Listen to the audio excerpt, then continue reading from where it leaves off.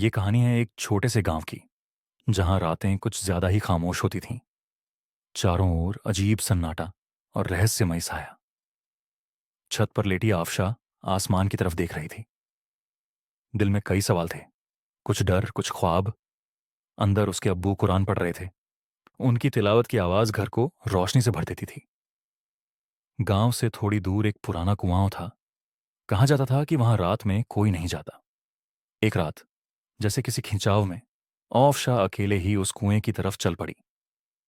जैसे ही वो पास पहुंची, कुएं से अजीब सी रोशनी और आवाजें आने लगीं। अचानक धुंध में से एक आदमी प्रकट हुआ, गोरा चिट्टा, सफेद कुर्ते में, लेकिन उसकी आंखें अजीब सी चमकती थीं। अफशा का दिल कांप गया। वो पीछे हट गई। उसकी रूह तक सिहर उठी। पर वो आदमी सिर्फ मुस्कुराया, जैसे उसे डराने में मजा आ रहा हो।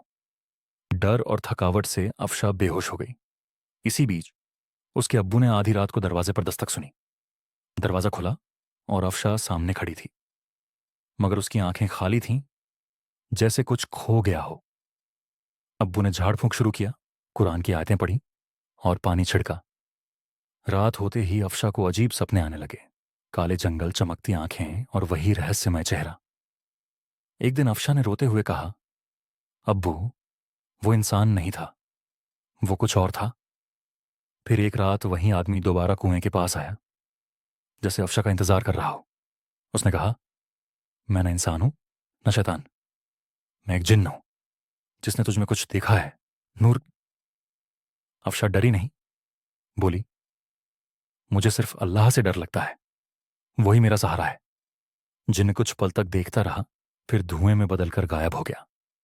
सुबह अफशा ने हाथ में तस्बीह ली और दुआ करने लगी। अब उसकी आंखों में खौफ नहीं था, सिर्फ सुकून था।